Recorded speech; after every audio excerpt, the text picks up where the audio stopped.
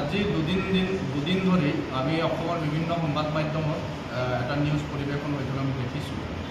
যোৱা 25 ফেব্ৰুৱাৰী এই বৰ্ষৰ 25 ফেব্ৰুৱাৰী তাৰিখে গুৱাহাটী বৰহোজা ষ্টেডিয়ামত অসমৰ এটা বৃহৎ জনগোষ্ঠী আদিবাসী চাহ জনগোষ্ঠীৰ মূল সাংস্কৃতিক যিটো ধাৰা আছিলে সেইটো ঝুমৰ পেলাই বিশ্ব ৰেকৰ্ডৰ এটা অনুষ্ঠান 24 ফেব্ৰুৱাৰী 2025 তাৰিখে বৰহোজা ষ্টেডিয়ামত কৰিবলৈ লৈছিল অসম চৰকাৰৰ উদ্যোগত, সাংস্কৃতিক বিভাগৰ উদ্যোগত। আৰু সেই অনুষ্ঠানটো কৰিবলৈ যাওঁতে এটা বৃহৎ পৰিমাণৰ পুঁজিও তেখেতসকলে ব্যয় কৰিছে। 100 কোটিৰ ওপৰৰ পুঁজি ব্যয় কৰি এটা অনুষ্ঠান কৰিছিল আৰু অনুষ্ঠানটো গ্ৰীনিজ বুকছ অফ ৱৰ্ল্ড ৰেকৰ্ডছত স্থান দিয়াৰ কথা অসম চৰকাৰৰ মুখ্যমন্ত্ৰীৰ পৰা আৰম্ভ কৰি ব্যাগুম মন্ত্ৰী বিধায়কসকলে সেই সময়ত তাচফালন কৰি চিঞৰি বিভিন্ন ঠাইত বক্তব্য ৰাখিছে।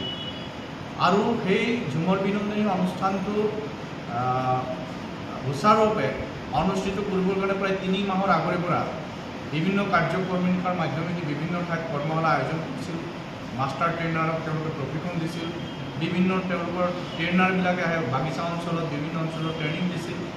বহু শিক্ষাৰ্থী সেই সময়ত উচ্চতৰ মাধ্যমিক শিক্ষান্ত পৰীক্ষাত অৱতীৰ্ণ হ'বলগীয়া বহু শিক্ষাৰ্থী, হাইস্কুল শিক্ষান্ত পৰীক্ষাত অৱতীৰ্ণ হ'বলগীয়া বহু শিক্ষাৰ্থী ঝুমৰ বিনোদনী নামৰ অনুষ্ঠানটোত অংশগ্ৰহণ কৰিবলৈ ইচ্ছা প্ৰকাশ কৰি কৰ্মশালাবিলাকত অংশগ্ৰহণ কৰিছিল আৰু গুৱাহাটী বৰহোজা ষ্টেডিয়ামলৈ তেওঁলোকে গৈছিল।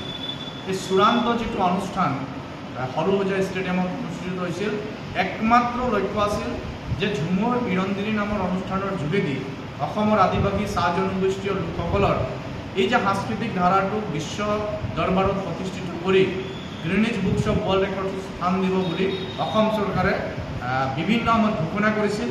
আৰু এই গোটেই ঝুমৰ বিনোদনী অনুষ্ঠানটোৰ পৰিচালনাৰ লগত জড়িত থকা যিসকল মূল ব্যক্তি, সাজন নায়ক, মংগল নায়ক, এনেকুৱা কৰি ঝুমৰ সম্ৰাট পদ্মশ্ৰী দুলাল মানকিৰ দৰে ব্যক্তি তাতে গোটেই পৰিচালনা যন্ত্ৰটোৰ লগত জড়িত আছিল। আৰু তেখেতসকলেও কৈছিল যে ঝুমৰক আমি বিশ্ব ৰেকৰ্ড আৰু গ্ৰীনিজ বুকছ অফ ৱৰ্ল্ড ৰেকৰ্ডছত স্থান দিয়াৰ কাৰণে ঝুমৰ বিনোদনী নামেৰে ব্যাপক এটা অনুষ্ঠান অনুষ্ঠিত কৰিবৰ কাৰণে ইতিমধ্যে যোজনা কৰিছে বুলি তেখেতসকলে বিভিন্ন সময়ত বিভিন্ন সংবাদ মাধ্যমত তেখেতে বক্তব্যৰ জৰিয়তে তেখেতসকলে প্ৰকাশ কৰিছে। কিন্তু যোৱা 2 দিন ধৰি অসমৰ বিভিন্ন সংবাদ মাধ্যমত এটা কথা প্ৰকাশ কৰিছে যে ঝুমৰ বিনোদনী অনুষ্ঠানটো কোনো গ্ৰীনিজ বুকছ অফ ৱৰ্ল্ড ৰেকৰ্ডছত স্থান পোৱা নাই, তেওঁলোকৰ ৱেবছাইটৰ কোনো ৰেকৰ্ডত নাই, বিশ্বৰ কোনো তেনেকুৱা ধৰণৰ এটা ৰেকৰ্ড গঢ়া কোনো প্ৰতিষ্ঠানৰ কোনো এটা ৱেবছাইটত নাই। ই সম্পূৰ্ণ ফলছ এটা ভুৱা কথাত পৰিণত হৈছে।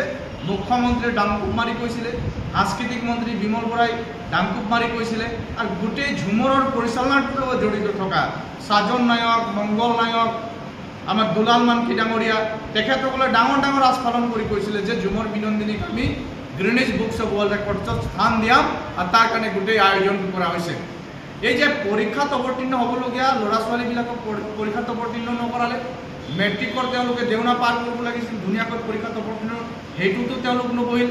হায়াৰ ছেকেণ্ডেৰীত নবহিলে বহু শিক্ষাৰ্থী তেওঁলোকে ঝুমৰত যাতে বিনোদনী অনুষ্ঠানটোত অংশগ্ৰহণ কৰি গ্ৰীনিজ বুকছ অফ ৱৰ্ল্ড ৰেকৰ্ডছত তেওঁলোকৰ নামটো লিপিবদ্ধ হয়, সেই চক্কৰত পৰি পেলাই ল'ৰা ছোৱালীবিলাকে এবছৰৰ কাৰণে তেওঁলোকৰ শৈক্ষিক জীৱনো নষ্ট কৰিলে, পইচাও নষ্ট হ'ল, শৈক্ষিক জীৱনো নষ্ট হ'ল। কেৱল ৰজাবিলাকৰ সন্মুখত, নৰেন্দ্ৰ মোদীৰ সন্মুখত, বিশ্বৰ কেইবাখনো ৰাষ্ট্ৰৰ ব্যৱসায়ীসকলৰ সন্মুখত, ৰাষ্ট্ৰদূতবিলাকক সন্তুষ্টি কৰাৰ সন্মুখত তেওঁলোকক এণ্টাৰটেইনমেণ্ট দিয়াবৰ কাৰণে অসমৰ আদিবাসী চাহ জনগোষ্ঠীৰ আপুৰুগীয়া যিটো সাংস্কৃতিক ধাৰা, সাংস্কৃতিক সম্বল ঝুমৰক তেওঁলোকে নি পেলাই এটা বেপেৰুৱা কাৰবাৰ কৰিবৰ কাৰণে কিন্তু অলপ কুণ্ঠাবোধ কৰিলে। আমি ধিক্কাৰ দিছোঁ চৰকাৰক, অসম চৰকাৰক ধিক্কাৰ দিছোঁ। আমি পৰিচালনা যন্ত্ৰটোৰ লগত থকা আটাইকেইগৰাকী মূল ব্যক্তি যিসকলে কেৱল ঝুমৰ বিনোদনীৰ নামত টকা গোটাৰ ধান্দা কৰিছিল, 100 কোটিৰ ওপৰত খৰচা কৰিলে। 100 কোটি টকা যদি জনগোষ্ঠীটো উন্নয়নৰ কামত লগালেহেঁতেন, বন্ধ হৈ থকা বাগিচাবিলাকক ৰিভাইভ কৰিবৰ কাৰণে টকাখিনি যদি লগালেহেঁতেন, এই যে PFৰ টকাখিনি জমা নিদি পেলাই যে পেণ্ডিং কৰি ৰাখিছে তাত যদি জমা দিলেহেঁতেন, নিশ্চিতভাৱে অসমৰ চাহ বাগিচাৰ শ্ৰমিকসকল উপকৃত হ'লহেঁতেন। এণ্টাৰটেইনমেণ্ট লাগে, দৰকাৰ আছে, কিন্তু এই ধৰণৰ মিছাৰ কথা কৈ পেলাই ৰেকৰ্ড গঢ়াৰ নামত এই মানুহখিনিক যে তেওঁলোকে এটা সম্পূৰ্ণ মিছলিড কৰি ঝুমুৰক বিশ্ব ৰেকৰ্ড কৰাৰ নামত যে এটা ভুৱা কাৰবাৰ কৰিলে আজি সংবাদ মাধ্যমত বহুলভাৱে প্ৰচাৰিত হৈছে।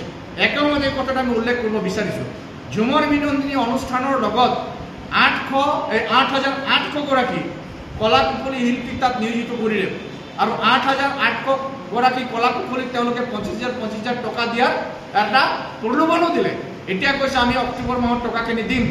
25,000 টকা দি পেলাই তেওঁলোকে আচল মুদ্দা যিবিলাক আছে, আচল দাবী যিবিলাক আছে, জনগোষ্ঠীটোৰ মজুৰি বৃদ্ধিৰ পৰা আৰম্ভ কৰি মাটিৰ অধিকাৰৰ পৰা আৰম্ভ কৰি ST SC ষ্টেটাছ পাবৰ কাৰণে যিখিনি দাবী উত্থাপিত হৈ আছিলে গোটেইখিনি ঢাকি ৰাখিবৰ কাৰণে ঝুমৰ বিনন্দিনী অনুষ্ঠানৰ মাধ্যমেদি গোটেই মানুহখিনি কেনেকৈ তেওঁলোকে মানসিকভাৱে যাতে অন্য ফালে ডাইভাৰ্ট কৰি লৈ যাব পাৰে তাৰ এটা কাম অসম চৰকাৰে ক'ত তেওঁলোকৰ সাংস্কৃতিক বিভাগে কৰিলে। গতিকে আমি ধিক্কাৰ দিছোঁ চৰকাৰৰ এই ধৰণৰ জাতিটোৰ জনগোষ্ঠীটোৰ আপুৰুগীয়া সংস্কৃতিৰ বিশ্ব ৰেকৰ্ড কৰাৰ নামত এটা ভুৱা কাৰবাৰ কৰাৰ কাৰণে আমি ধিক্কাৰ দিছোঁ।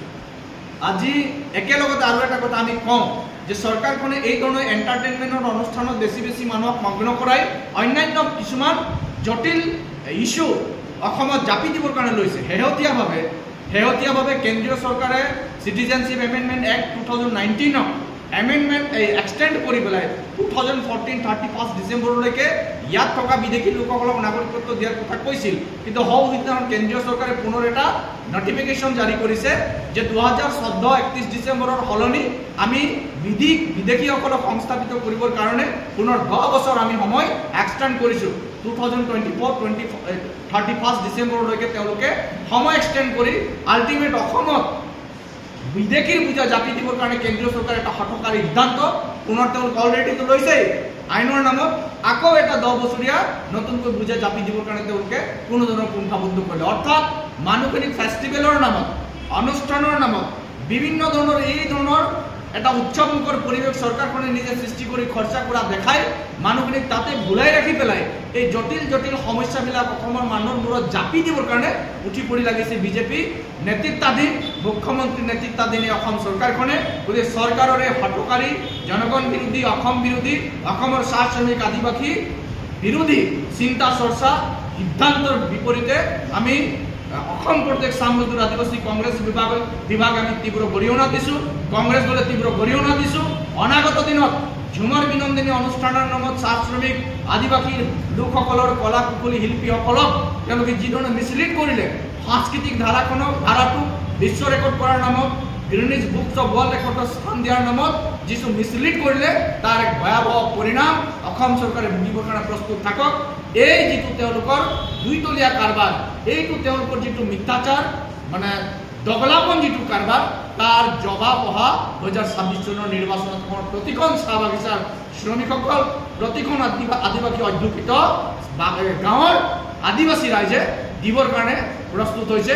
এই কথা আজি স্পষ্টভাৱে আমি আপোনালোকৰ মাধ্যমেদি অসম চৰকাৰক জনাইছোঁ।